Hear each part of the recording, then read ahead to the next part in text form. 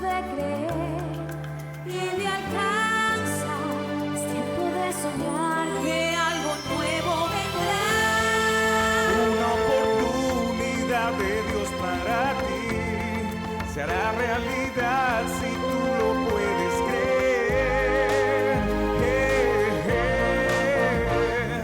Cree, todo que es posible. Cree, nada es difícil. Cree, la victoria está en ti. Y estamos más enfocados en mirar una fecha en vez de preguntarnos si estamos preparados para ese día. ¿Qué pasaría si esta noche Cristo viene por nosotros?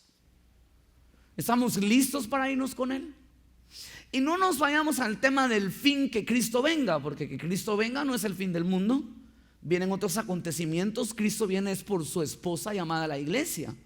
Pero más allá de que Cristo llegue, ¿qué pasaría si esta noche está tu fecha de caducidad hoy en la noche y te toca partir esta noche?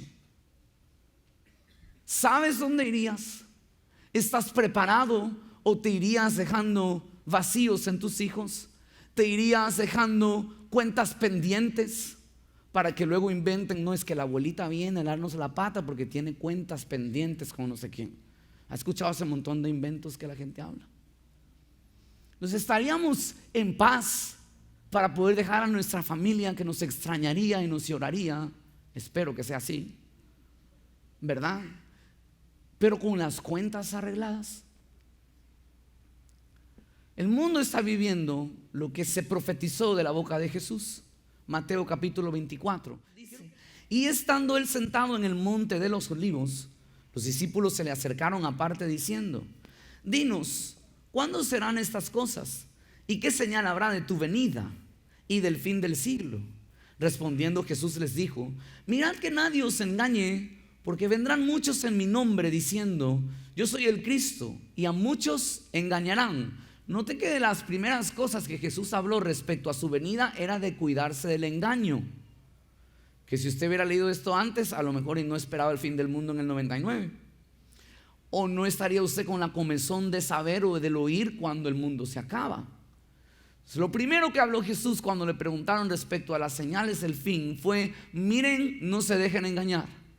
Toque a su vecino y díganle: en cuanto a la venida de Cristo, no te dejes engañar. Dígaselo. Fue lo primero que dijo Jesús. Entonces Jesús, cuando habló de los tiempos finales, dijo: primero, no se dejen engañar, porque habrán unos que vendrán a decir y los tratarán de engañar. Siga leyendo qué fue lo que continuó enseñando. Dice en el verso 6: y oiréis de guerras y rumores de guerras. Mirad que no os turbéis. Entonces, Dios está tratando de dejar paz en medio de las guerras y los rumores de guerras. No es el sensacionalismo. Jesús no fue sensacionalismo, es decir: señores, vendrán guerras. Sí, más guerra. No, Jesús dijo: vendrán guerras, pero no se turben. Yo quiero que usted vaya agarrando el mensaje del Señor respecto a estos tiempos que vivimos. Porque hay algunos que ya no pueden ni dormir. ¿Qué vamos a hacer en estos tiempos? Pues Jesús dijo: habrán rumores de guerra, habrán guerras, pero no se turben. Los hijos de Dios contamos con la protección de nuestro Dios. No te turbes, casa de fe. Esto no es para entrar en la comidilla y en el sensacionalismo de que ahora el mundo se está acabando y las guerras. Quiero que vean lo que dijo Jesús. Dijo: vendrán muchos en mi nombre. Ahora en el verso 6 dice: oiréis de guerras, de rumores de guerra. Miren que no se turben, porque es necesario que todo eso acontezca. Pero ¿qué dice al final? Quiero que lo leamos juntos. ¿Qué dice al final? Pero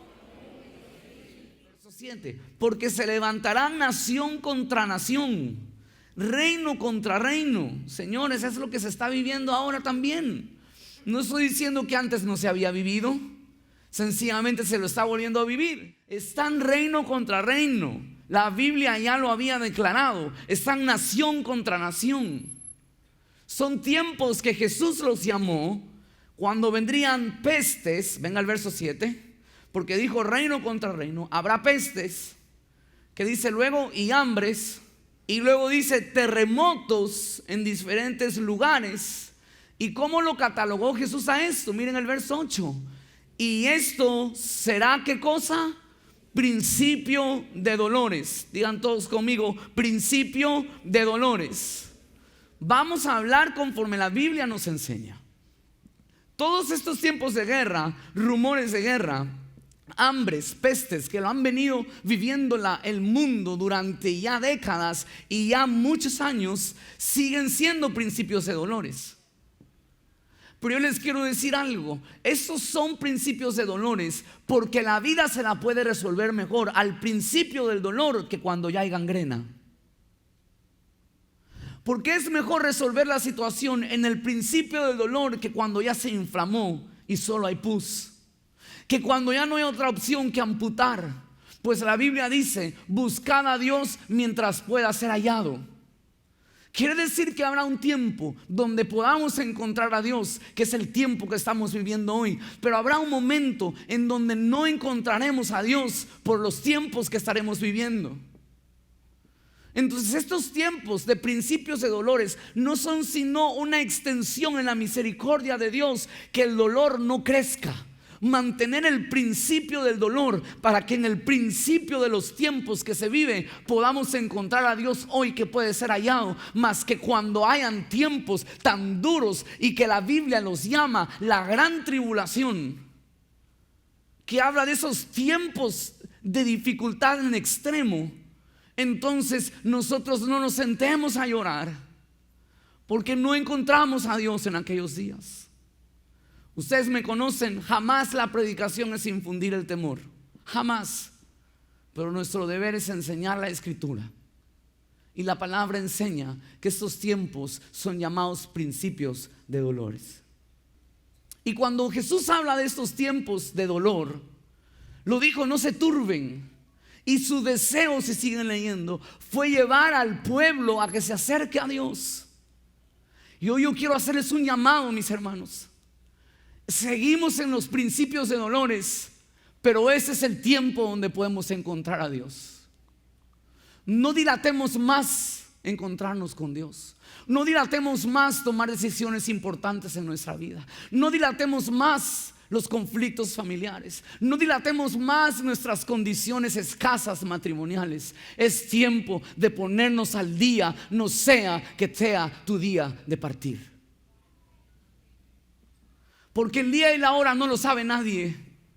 Pero el Señor dijo que nosotros los hombres debíamos ser siervos vigilantes, estando alertas, porque no sabe cuándo vendrá su Señor, pero que cuando venga nos encuentre velando.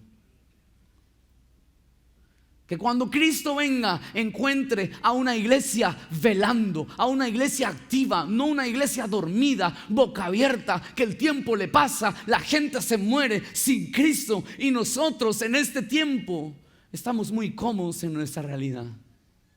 Yo les quiero pedir algo, no nos podemos ir todos allá a evangelizar, pero sí podemos orar por ellos. Oremos por lo que está pasando al otro lado del mundo. Llore, gima, clame. Esa es una iglesia que ora. Todos los líderes de grupos en casa, les quiero pedir que estemos orando por la situación que se vive en Siria, por nuestros hermanos en la fe que están allá. Levantémonos como un pueblo que ora, y el llamado en esta noche es acercarnos a Dios, porque Jesús dijo, todo eso es necesario que acontezca. ¿Por qué? Porque aconteciendo estas cosas, el pueblo se volca a buscar a Dios. Dios no lo provoca porque no está en su corazón, pero lamentablemente la raza humana tiene que pasar por dificultades tan duras para reconocer que necesita un Salvador. O solo mire esta muestra aquí, un sample aquí entre nosotros. ¿Cuántos de nosotros llegamos a Cristo a través de un tiempo difícil que atravesamos en nuestra vida? Quiero que alcen la mano, sin vergüenza, porque eso es natural y normal.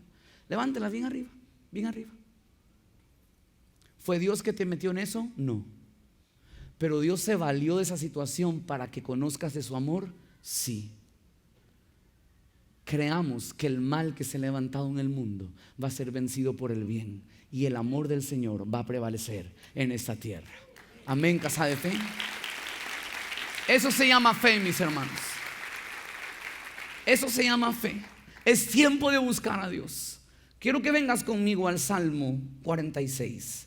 Quiero que veas conmigo esta porción. Salmos 46.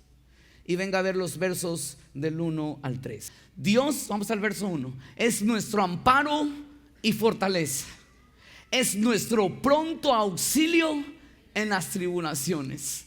Verso 2 que dice: por tanto, no temeremos aunque la tierra sea removida y se traspasen los montes al corazón del mar, aunque bramen y se turben sus aguas y tiemblen los montes a causa de su braveza. Del río, hay un río, mis hermanos, dice la escritura, del río, sus corrientes alegran la ciudad de Dios, el santuario de las moradas del Altísimo. Dios está en medio de ella y no será conmovida.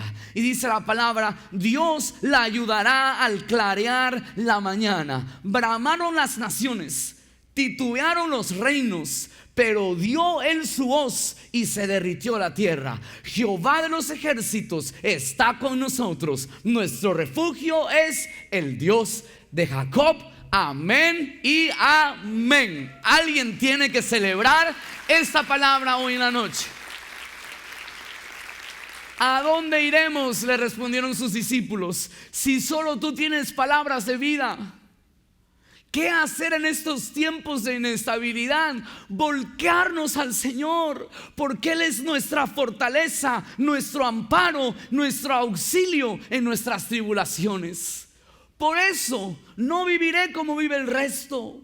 No se sume al morbo, no se sume a la comidilla, no se sume al desaliento, no se sume a la desesperanza. Usted tiene un refugio y su nombre es el Dios de Jacob. Por eso dice la palabra, por tanto dice la palabra, no temeremos aunque pasen estas cosas, porque del río nacerá una corriente que alegrará la ciudad. ¿Qué tan importante es la alegría para Dios? Que en medio de la debacle, de montes moverse, de la tierra temblar, de naciones que braman, de reinos que titubean, Dios dice: hay un río, el cual trae una corriente de alegría para la ciudad de Dios. ¿Sabe lo que yo puedo ver? Yo puedo ver un remanente que contagia de alegría al mundo a causa de la presencia de Dios que brota dentro de ti. Porque Jesús dijo que todo aquel que en Él creía, de su interior brotarían ríos de agua viva. La pregunta es: ¿qué brota de ti en esos tiempos? Tú y yo contenemos la cura que el mundo necesita. No nos podemos quedar callados frente, ya no al televisor, frente a tu dispositivo, con el dedo pasando y viendo las desgracias que en el mundo ocurren. Tenemos que hablar, mis hermanos. Tenemos que volcarnos a la gente que no tiene a Cristo. Tenemos que enseñarles que en Cristo está el amparo y la fortaleza. Abre tu boca, porque en ti está una corriente que alegra todo a tu alrededor, la presencia del Espíritu Santo. Amén, mis hermanos. Mire el Salmo 46, del 34, acompáñeme allá. Busqué a Jehová y Él me oyó. Me libró de todos mis temores. Los que miraron a Él fueron alumbrados y sus rostros no fueron avergonzados. Y decir: busqué a Jehová y Él me oyó y me libró de todos mis temores. ¿Cuál creen que es el temor de esa gente al estar en el filo? Es la muerte. Y tener que decir: busqué a Dios, no tengo peligro de morir, no tengo temor de morir, porque busqué a Dios y Él me oyó, me libró de mis temores. Los que miraron a Él fueron alumbrados y sus rostros no fueron avergonzados. Estos hermanos mártires en la fe Tiene que haber alzado su mirada al cielo en sus segundos antes de morir y haber dicho: Señor, te miramos, no seremos avergonzados. Y cuando ellos abren sus ojos, se encuentran con el Salvador de sus vidas, Jesús, cara a cara. ¿Dónde está esa vergüenza al ser hijos de Dios? Dice el verso 6: este pobre clamó y le oyó Jehová y lo libró de todas sus angustias. El ángel de Jehová acampa alrededor de los que le temen y los defiende. Gustad y ved, verso 8, que es bueno Jehová, dichoso el hombre que confía en él. ¿Cuáles son tus palabras frente a tus dificultades y tus aflicciones o tu escasez? Pero yo quiero tomarme un momento para honrar a nuestros hermanos en la fe, que no les ha importado morir de esa forma y no han negado el nombre del Dios al cual tú y yo servimos y amamos de igual forma. Creo que debemos honrar a nuestros hermanos, que creo que nos están dejando un ejemplo de vida tan grande. Tú y yo refunfuñamos por boberas. Tú y yo discutimos por cosas que no tienen sentido, que son irrisorias, que son superfluas, son vanas. Perdemos el tiempo. Pues que hoy tus palabras sean las palabras del salmista: busqué a Jehová y él me oyó, me libró de mis temores. Dichoso el hombre que confía en Jehová, porque él está con él. Amén, mis hermanos. Esta es una noche para que tú y yo nos volquemos a Dios. Sí, pastor, es que yo lo intenté muchas veces, pero he fracasado. Cada vez que quiero estar cerca de Dios, me ha jalado la tentación, he caído, he tropezado. Pues a veces pasa esto. ¿Por qué? Porque dice el apóstol que él escogió dejar su tesoro de gloria en vasos de barros imperfectos. Dios sabe de antemano que usted y yo somos imperfectos, somos de barro. ¿Cuántos han visto el barro? El barro es feo. Pero el barro en las manos del alfarero, ¿en qué se puede convertir? En una hermosa pieza, en una hermosa jarra, en un vaso útil. Pues de ser ese barro desparramado, Dios quiere tomar tu vida y formarte como alguien de utilidad en este mundo. ¿Cómo? Derramando Él su gloria sobre ese vaso imperfecto. Y quiero que lo mires en la escritura, en 2 Corintios, el capítulo 4. Porque Dios, que mandó que de las tinieblas resplandeciese la luz, es el que resplandeció en nuestros corazones para iluminación del conocimiento de la gloria de Dios en la faz de Jesucristo. Pero tenemos este tesoro en vasos de barro, para que la excelencia del poder sea de Dios y no de nosotros, que estamos atribulados en todo, mas no angustiados, en apuros, mas no desesperados, perseguidos, mas no desamparados, derribados, pero no destruidos. Así que hoy es una buena oportunidad para que tú y yo nos acerquemos a Dios en estos tiempos. Acerquémonos a Él confiadamente, a su trono de la gracia, pues ahí hallaremos el oportuno socorro para nuestras vidas. Amén, casa de fe. ¿Cuántos recibimos la palabra en esta tarde? Amén. Dale un aplauso fuerte a la palabra de Dios.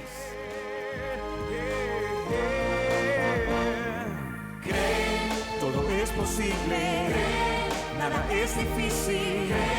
La victoria está en ti si hoy tú puedes creer. Todo es posible, nada es difícil.